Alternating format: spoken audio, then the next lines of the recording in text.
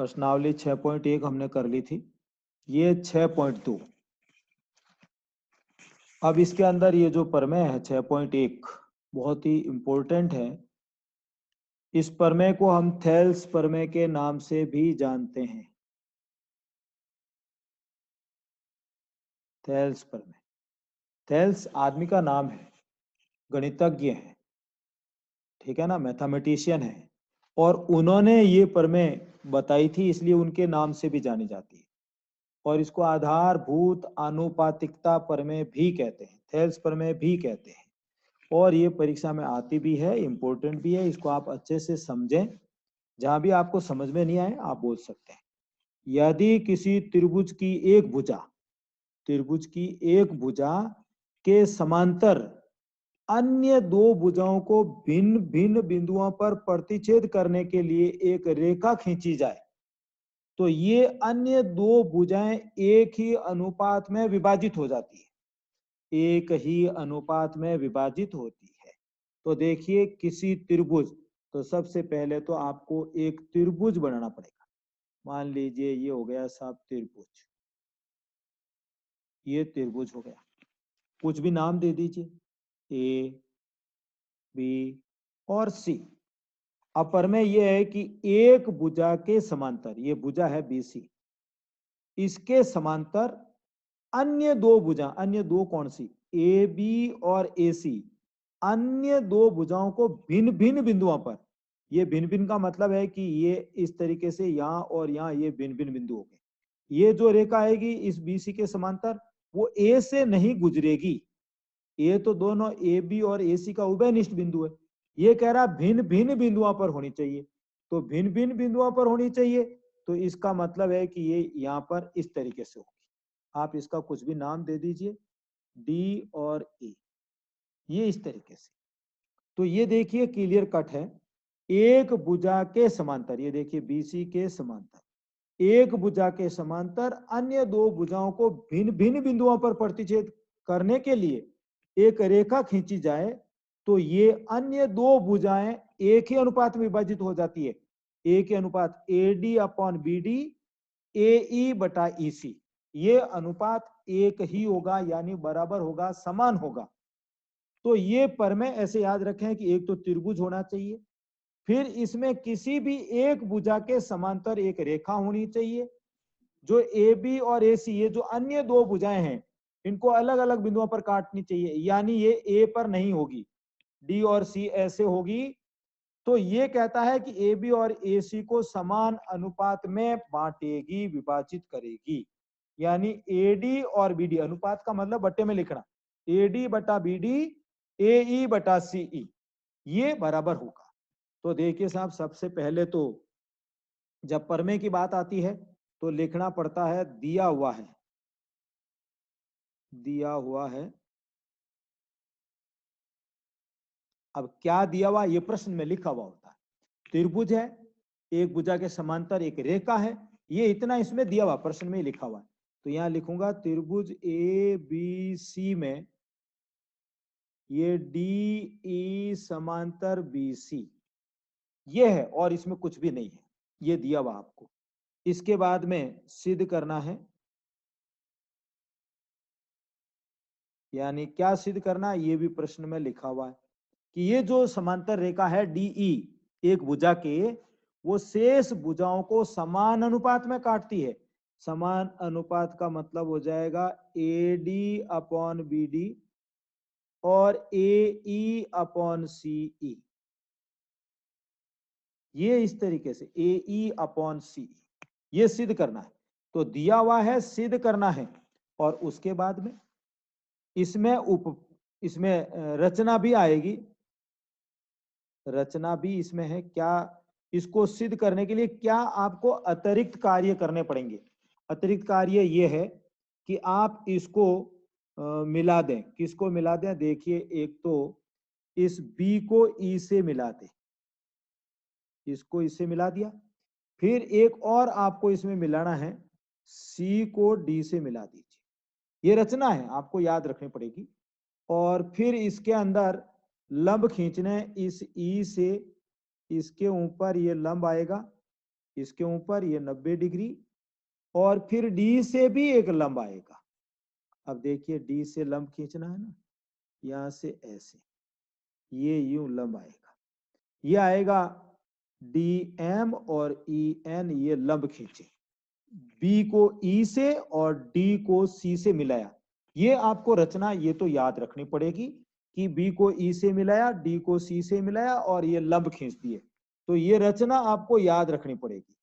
तो अब देखिए इस रचना में लिखते हैं डी एम व ई एन क्रमशः ए सी व ए बी पर लंब खींचे, एक तो ये लंब खींचे, तथा बी को ई से व सी को डी से मिलाया। ये आपको याद रखना पड़ेगा, रचना याद रखने की चीज है, प्रश्न में नहीं दी हुई होती है। अब इसके बाद में आता है उपपत्ति। ये सबसे इंपॉर्टेंट यही होता है, सबसे ज्यादा नंबर इस उपपत्ति के ही होते हैं। चित्र के दिया हुआ है, सिद्ध करना, रचना, ये तो सब आधे नंबर, पाव नंबर ऐसे होते हैं, सबसे ये इंपॉर्टेंट उपपत्ति। अब देखिए इसमें ये सिद्ध करना है कि अनुपात बराबर है, रटाफाई करने से नहीं बैठेगा, रटोगे बिल्कुल नहीं रटी जाएगी। तो फिर इसको याद रखने का एक तरीका बताता हूं सिंपल सा। ये जो प्रमेय है वो त्रिभुजों के क्षेत्रफल के अनुपात से सिद्ध होती है। अब त्रिभुज का क्षेत्रफल 1/2 आधार इंटू ऊंचाई, ये होता है सिंपल। तो अब मैं यहाँ पर लिखूंगा ये एरिया, ए आर मतलब एरिया मतलब क्षेत्रफल, त्रिभुज A D E upon area of triangle B D E. अब देखिए भाई, ए डी ई अगर इसका चाहिए तो ये हो जाएगा हाफ बेस आधार इंटू ऊंचाई। अगर मैं ए डी को आधार लेता हूं तो ई एन इसकी ऊंचाई हो जाएगी, ये इसकी ऊंचाई हो जाएगी, ये आधार इंटू ऊंचाई। ये तो एक चीज हो गई। दूसरा बी डी ई इसका चाहिए तो 1/2 आधार इंटू ऊंचाई। आधार क्या है? बी डी, और इसके लिए ऊंचाई ई एन होगी। लंब तो यही है, जो लंब होता है वही ऊंचाई होती है, तो ई एन ही इसका लंब है। अब ई एन कट जाएगा, 1/2 1/2 कट जाएगा, आपके पास में आ गया A D upon B D. ये एक समीकरण बन गया आप में इस त्रिभुजों के क्षेत्रफल। तो ये आपको दिमाग में रखना पड़ेगा कि मुझे त्रिभुजों का क्षेत्रफल का सूत्र लगाना है, उनका अनुपात लेना है। अब इसी तरीके से दूसरे त्रिभुज वापस देखिए, ये एक लेता हूं ए डी ई, और बटे में वापस देखिए जो मैंने बी डी ई इधर लिखा है, अब मैं लिखूंगा डी सी ई या सी डी ई या सी ई डी, कुछ भी कह लीजिए। तो ये एरिया, ए आर का मतलब एरिया अंग्रेजी का शब्द है, एरिया का मतलब क्षेत्रफल, तो ये आ जाएगा सी ई डी। अब इनका क्षेत्रफलों का अनुपात लेते हैं, वही क्षेत्रफल 1/2 आधार इंटू ऊंचाई 1/2। अब ए डी ई, आधार में ए ई लूंगा, अगर ए ई आधार लूंगा तो ऊंचाई क्या होगी? देखिए इस चित्र में ए ई तो ऊंचाई है, वो आ जाएगी डी एम, तो ये आ जाएगा डी एम। अब देखिए ये 1/2 सी ई डी, इसके लिए वापिस इसका क्षेत्रफल, तो आधार अगर सी ई लेता हूं तो ऊंचाई क्या आएगी? वही डीएम, ये वापिस डीएम, ये इसकी ऊंचाई। अब देखिए साहब इसमें 1/2 कट जाएगा, डीएम डीएम कट जाएगा, क्या आ जाएगा? ये आ जाएगा ए ई अपॉन सी ई। ये दूसरा, पर इसमें देखिए एक चीज और चेंज होगी। क्या चेंज होगी? ये जो सी ई डी है इसकी जगह मैं बी डी ई लिख सकता हूं। कैसे होगा देखिए, ये भी मैं आपको समझा देता हूं। ए डी ई ऐसा कैसा, और ये जो सी ई डी है इसकी जगह पर मैं ये लिख दूंगा बी डी ई। यानी ये जो बी डी ई इस चित्र में देखें, ये जो त्रिभुज है और सी डी ई ये जो त्रिभुज है, इनका क्षेत्रफल बराबर होता है। क्यों होता है? क्योंकि एक ही आधार के ऊपर बने हुए, देखिए डीई, इस डीई के ऊपर ये डीईबी बन रहा है और डीईसी बन रहा है, एक ही आधार और समांतर रेखाएं बीसी और डी के बीच में। तो एक ही आधार और समांतर रेखाओं के बीच में अगर कितने भी त्रिभुज बनते हैं तो उनका क्षेत्रफल समान होता है। तो यहां पर हम लिख देंगे ये ऐसे, एरिया ऑफ ये बी डी ई इसका और एरिया ऑफ सीई डी इनका बराबर होता है। बी डी ई और सीई डी का ये क्षेत्रफल बराबर होगा। कारण अगर लिखना चाहें तो यहां लिखेंगे एक ही आधार व समांतर रेखाओं के मध्य बने त्रिभुजों का क्षेत्रफल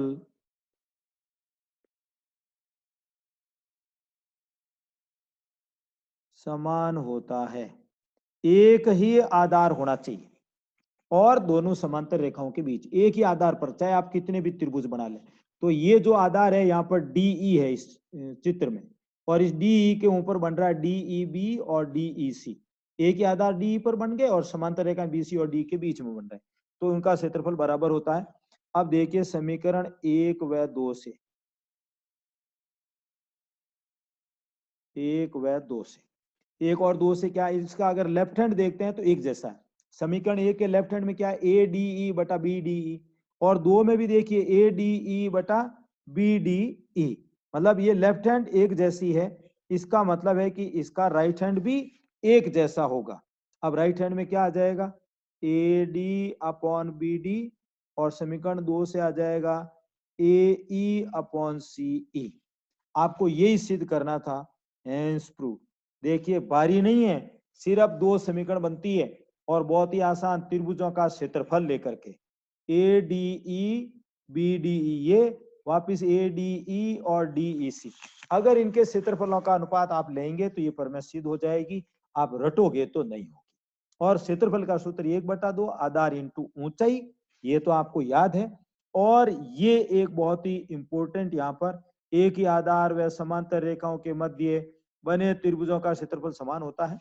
तो ये कुछ इसमें इंपॉर्टेंट बातें थी जो मैंने आपको बताई। ये थेल्स प्रमेय है, ये आधारभूत आनुपातिकता प्रमेय भी इसे कहते हैं।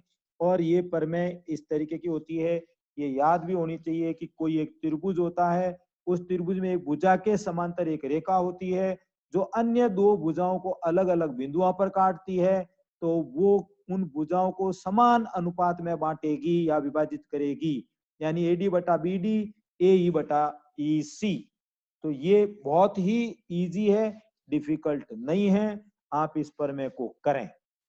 नहीं समझ में आया हो तो आप मेरे से कहीं भी इसमें पूछ सकते हैं। आपको इसीलिए ऑनलाइन पढ़ाया जाता है कि आपको कोई समस्या हो तो आप इसमें मेरे को पूछ सकते हैं कि साहब ये चीज इसमें मुझे प्रमेय में समझ में नहीं आई। श्रवण चौधरी समझ में आ गई भाई? अरे बोलिए तो सही वापिस, क्या सर समझ में आई या नहीं आई, या कहाँ समझ में नहीं आई? रूसी समझ में आ गई? हाँ सर। हाँ, वो श्रवण बोल नहीं रहा, मतलब वो पूरा गूंगा दिखता है, बोलता नहीं है, बहरा है, सुनता नहीं है। तो और देखिए ललिता समझ में आ गई ये प्रमेय? अरे बोलिए। सर आगे समझ में। हाँ, तो आप जब यूं तो आप बोलते रहते हैं और जब कहते हैं बोलिए तब आप बोलते नहीं हैं। तो आपको हाँ सर। हाँ, कोई भी समस्या हो तो आप पूछ सकते हैं। तो इस प्रमेय को आप अपने नोटबुक में लिखेंगे और मुझे दिखाएंगे।